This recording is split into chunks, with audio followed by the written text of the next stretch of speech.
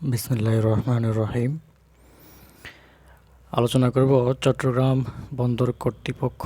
পদের নাম হচ্ছে উপসহকারী প্রকৌশলী। নিয়োগ পরীক্ষার প্রশ্ন সমাধান। পরীক্ষাটি হয়েছিল 17/5/2025। নাম্বার 1,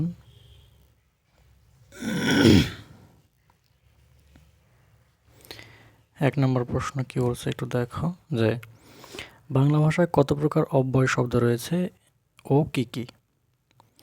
বাংলা ভাষায় এই যে বাংলা ভাষার অব্যয় বিভিন্ন ধরনের আছে, তবে এখান থেকে বাংলা ভাষায় অব্যয় হচ্ছে সাধারণত 4 ধরনের। বাংলা ভাষায় অব্যয় এখানে লেখা আছে ব্যাখ্যাটা 3 প্রকার। একটা হচ্ছে বাংলা ভাষার অব্যয়, তৎসমূহ অব্যয় শব্দ, বিদেশি অব্যয় শব্দ। তো এখান থেকে বাংলায় অব্যয় শব্দ হচ্ছে এখান থেকে 4 প্রকার। একটা হচ্ছে সমুচ্চয়ী অব্যয়, অনন্বয়ী অব্যয়, অনুসর্গ বা পদাম্বরী অব্যয় এবং অনুকার বা ধনাত্মক অব্যয়। এরপরে নম্বর বি, 1-এর বি নম্বর, বসুমতী শব্দের অর্থ কোনটি? বসুমতী হচ্ছে শব্দের অর্থ পৃথিবী, যার তার সমার্থক শব্দ হচ্ছে ধরিত্রী। অ্যান্সার ক। এরপরে শুদ্ধ করে লিখুন অভিযোগ প্রমাণ হয়েছে। শুদ্ধ রূপ হচ্ছে অভিযোগ প্রমাণিত হয়েছে। প্রমাণিত। কেবলমাত্র মেয়েদের জন্য। কেবলমাত্র মেয়েদের জন্য, এখানে কেবল এবং মাত্র একসঙ্গে বসতে পারে না, হয় কেবল বসতে পারে অথবা মাত্র। কেবল মেয়েদের জন্য। নাম্বার 2, 2-এর এ নাম্বার কি বলছে? fill in the blanks with preposition. Some writers think dash এই সিনকের পর সাধারণত ইনটু ব্যবহার করা হয়। Into abolition in courses of time, যেটার অর্থ হচ্ছে ইনটু এখানে কিছু লেখক কালক্রমে হারিয়ে যায়। কিছু লেখক কালক্রমে হারিয়ে যায়। হি অ্যাক্টেড আপন মাই ইনস্ট্রাকশন, তিনি আমার নির্দেশনা অনুযায়ী কাজ করেছিলেন। এরপরে choose the correct synonym. Sporadic মানে হচ্ছে মাঝে মাঝে ঘটে কিংবা মাঝে মাঝে দেখা যায় এমন। এর সিনোনিম হচ্ছে নাম্বার ডি, স্ক্যাটার্ড। কি বলছে এখান থেকে? স্ক্যাটার্ড মানে ইতস্ত, বিক্ষিপ্ত বা ছড়ানো ছিটানো ইত্যাদি। হ্যাঁ। নাম্বার সি বলছে কি দেখো, I said, oh, enough. Change the narration. I exclaimed with joy that it was enough. আমি আনন্দের সাথে বললাম যে, I exclaimed with joy that, আমি আনন্দের সাথে বললাম যে, it was enough, এটা যথেষ্ট ছিল। Number D, fill in the gap. If I dash risk, সাধারণত কন্ডিশনাল সেন্টেন্সের মধ্যে এটা আমরা বহুবার বলেছি যে ইফ দিয়ে শুরু হলে আই ওয়াজ ওয়ার বসে। If I were rich I would travel around the world, ধনী হলে আমি বিশ্ব ভ্রমণ করতাম। কিছু কিছু ইজি প্রশ্ন আছে। 3A, চীনের প্রস্তাবিত 1000 শয্যার হাসপাতালের জন্য নির্বাচিত জেলা কোনটি? নীলফামারী। উল্লেখ্য, চীন বাংলাদেশে 3টি হাসপাতাল তৈরি করবে। এই 3টির মধ্যে একটি স্থাপিত হবে রাজধানী ঢাকাতে, আর বাকি 2টির একটি হবে চট্টগ্রাম আর একটা হচ্ছে নীলফামারীতে। এর মধ্যে নীলফামারীতে হবে 1000 শয্যা বিশিষ্ট একটি বিশেষায়িত হাসপাতাল, আর চট্টগ্রামে একটি জেনারেল হাসপাতাল। অপরদিকে ঢাকায় হবে একটি পুনর্বাসন হাসপাতাল। নাম্বার বি, জুলাই গণ অভ্যুত্থান অধিদপ্তর গঠন। গ্যাজেট প্রকাশ করা হয় কত তারিখে? 28শে এপ্রিল 2025, এপ্রিল মাসের 28 তারিখ। এরপরে মুসলিম ব্রাদারহুড সংগঠন কোথায় প্রতিষ্ঠিত হয়? সংগঠনটি 1928 সালে মিশরের ইসমাইলিয়া শহরে প্রতিষ্ঠিত হয়। কৃত্রিম বুদ্ধিমত্তা কোম্পানি ডিপসিক এর প্রতিষ্ঠাতা কে? চীনা কৃত্রিম বুদ্ধিমত্তা কোম্পানি ডিপসিক এর প্রতিষ্ঠাতা ও প্রধান নির্বাহী কর্মকর্তা সিইও হলেন লিয়াং ওয়েনফেং। চীনা প্রতিষ্ঠান ডিপসিক, সিইও হচ্ছে লিয়ান ওয়েনফেং।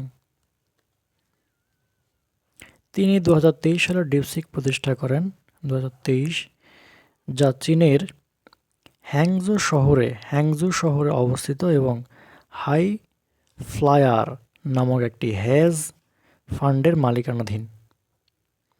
জেন জেড এর সময়কাল কত? 1997 সাল থেকে 2012 সালের মধ্যে যাদের জন্ম এদেরকে জেন জি অথবা জেন জেড বলা হয়। এরপরে ম্যাথমেটিক্যাল সলিউশন। a+b √7, a-b √5, এটা অসংখ্য পরীক্ষায় এসেছিল। সমাধানটাও খুব সহজ, দুইভাবে এই অঙ্কটা করা যায়। এখানে যেটা করে দিয়েছে সেটা হচ্ছে এ বির ফর্মুলা ইউজ করছে, যেখানে এ বির মান হচ্ছে বের করে নিলাম হচ্ছে হাফ। এটা অন্যভাবে করা যায়, আমি যদি তোমাদেরকে করে দেই তাহলে একটু দেখো। আমাদের হচ্ছে 8ab square plus B square, তাই না? আমি এটাকে এইভাবে লিখতে পারি 4ab into 2 into A square plus B square. তার মানে এই 2 আর 4, 4 2 8। এটাকে যদি আমি এখন সূত্র ভাঙা দিই, 4ab সূত্র হচ্ছে a plus B whole square minus a minus B whole square. Second bracket close করলাম। এখন হচ্ছে 2 into A square plus B square সূত্র হচ্ছে a plus B whole square plus a minus B whole square. এখন এখান থেকে শুধু মান বসাতে, এটার মান হচ্ছে কত জন্য √7 আর √5, এটার মান হচ্ছে √7 square minus √5 square, second bracket close করো। এটার মান √7 স্কোয়ার প্লাস √5 এর উপরে স্কোয়ার।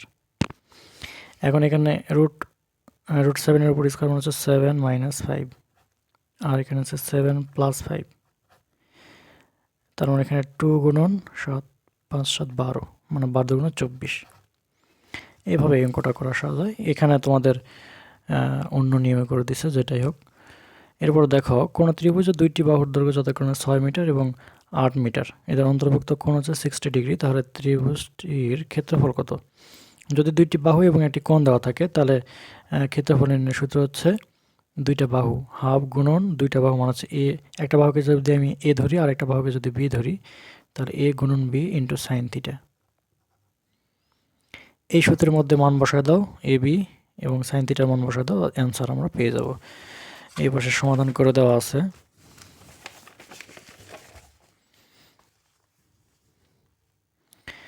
এই যে ত্রিভুজের ক্ষেত্রফল হচ্ছে half A B sine theta, এখানে সাইন থিটার মান হচ্ছে সাইন 60 ডিগ্রি মান হচ্ছে √3/2, মান বসে দিলে আমরা অ্যান্সার পাচ্ছি 12√3।